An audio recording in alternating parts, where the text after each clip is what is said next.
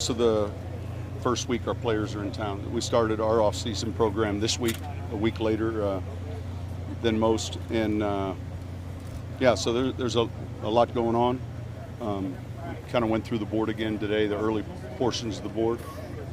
Our first pick isn't until later in the second round, but our scouts, our coaches, everyone, Jeff, Mickey, we've all,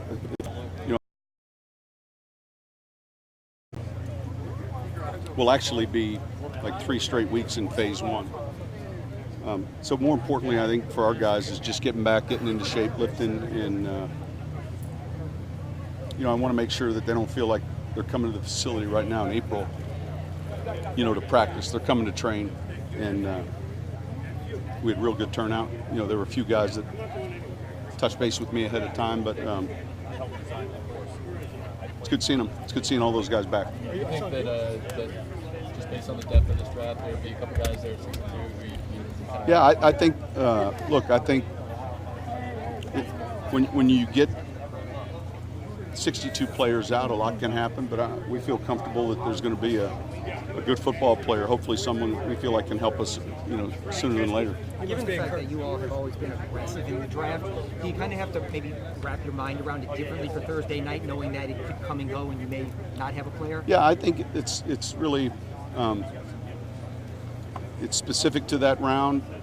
And if you really went back, you look at 06 in the second round, we backed up and drafted Roman Harper. In the 4th round, we were ready to make a pick, and then we backed up and drafted Jari Evans. And so we're not adverse to either, but a lot of it has to do specifically with a player that you might feel his value's dropping some, or a player maybe that you feel like you can get if you do back up. So I think we're open to both, and the key is having a good vision for who you're drafting. Like how do you see them fitting in, and how do you see them helping your roster? So how hard is it to actually stick with as good as your roster is already? Well, look, I think when the topic comes up of guys having contribution, early you reference special teams, and yet, fortunately we've been able to find good players, not just in the early rounds, but in the latter rounds, and hopefully we can do the same this weekend. How different is it when you go through that first round without a first round pick, like that actual day?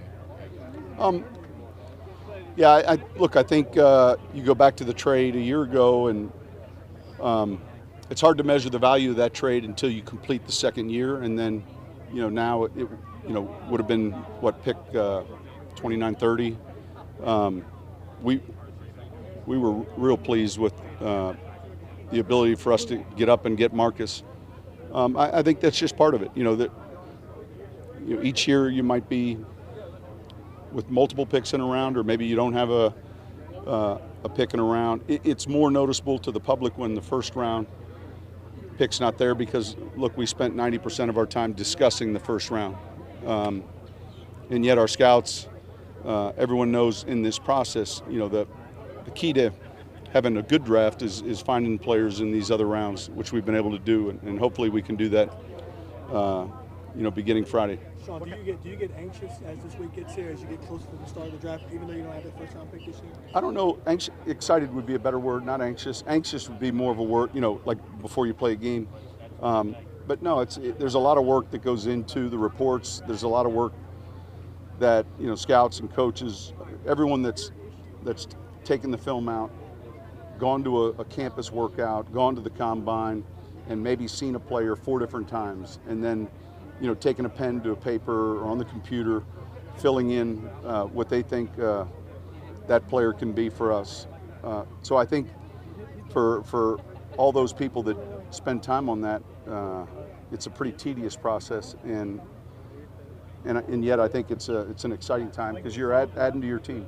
Do you have more confidence going in the later rounds with picks, knowing that you had success in those later rounds before? Yeah, look, I think that, man, we've got, pockets in the 4th, 5th, 6th. We've got these clumps of players, and then, of course, you guys all know when the draft ends, there's only 7 rounds. There was a time historically when this draft went much deeper, 12 rounds. So there are a lot of good football players that aren't going to be selected when the draft ends on Saturday. And anytime you can find a player after the draft that can contribute in some way, and each year we've been able to do that, that might as well be a 5th, a 6th, or a 7th round pick. So I'm sure that'll be something we spend a lot of time with. So what kind of leaps are you expecting in year 2 from Davenport and Traquan and Clapp? Yeah, all those guys. Look, I think with Marcus, he's healthy now. He's rehabbing. He's coming along. Traquan played more snaps probably than even we would have anticipated to start the year, and yet I think that experience will serve him well. And then when you're talking about Clapp, when you're talking about some of our younger linemen inside, I think that a season under their belt's going to help them as they head into this offseason.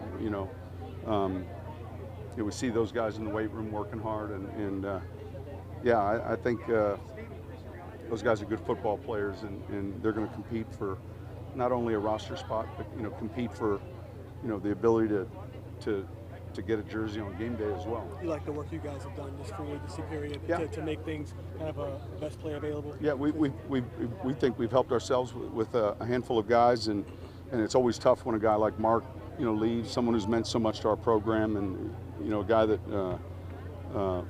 has been a big part of our success.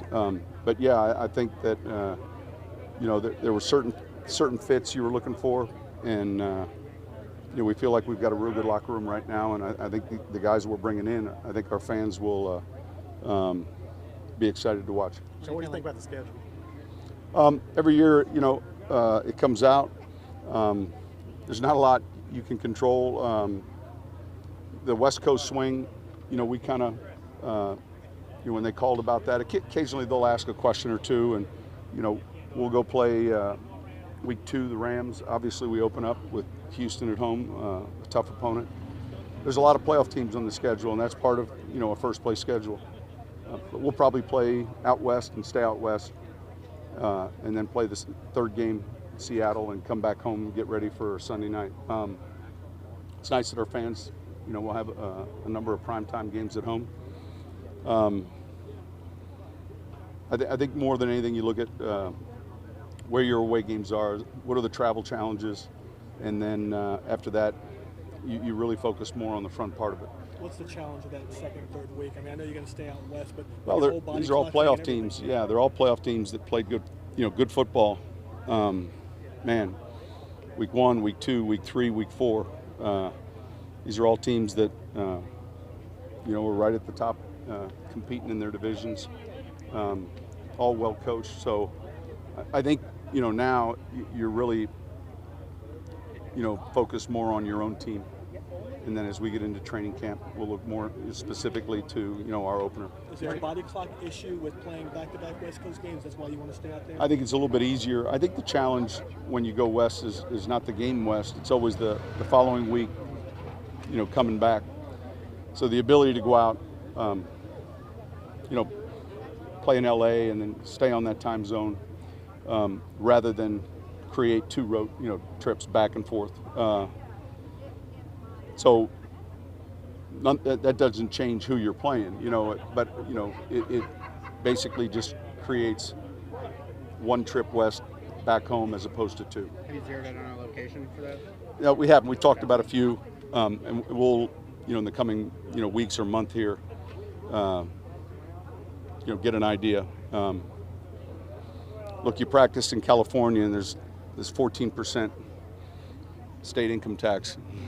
So I think there are a lot of guys that would say, let's get to Washington, where there's no income tax. And every year we ask you, but I mean, where do you feel like your must positions are heading into the draft? Look, we'll have this discussion. I'm a player in this draft, and I can make this team. I think that you're always looking for depth at offensive line.